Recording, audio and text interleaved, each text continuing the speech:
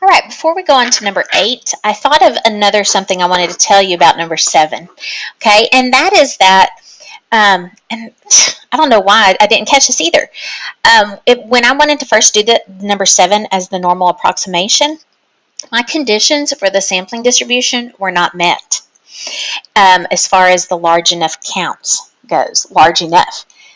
Because with P being 4.5 and our sample size being 20, then that means N times P was not greater than or equal to 10. N times P was 9. Hence, another reason why my method of using the normal model to approximate it was not a very good approximation. It was half as much as it was supposed to be. Okay, all right, moving on to number 8.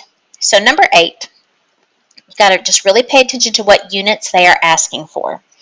So they estimate 3% of all the Siberian Huskies puppies are born with the 2 different colored eyes.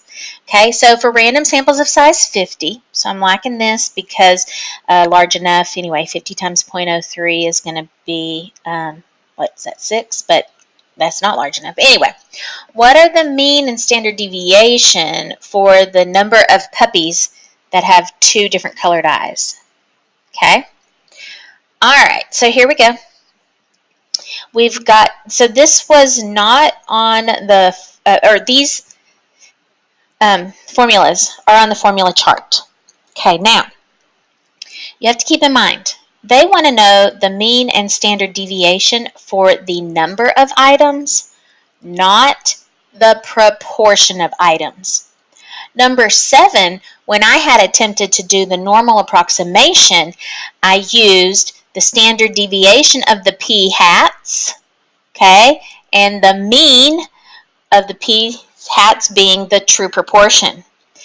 And that was the proportion mean and the standard deviation proportion. That's not what's going on here. It wants the number of puppies, not the proportion of puppies. If it wanted proportion of puppies, that would be centered at 0.03. Okay, and then I would do this formula here for the standard deviation. All right, so let's look at this formula chart. Here we have it. And so this is for, see this X? That's the number of items. So the center for the number of items would be N times P.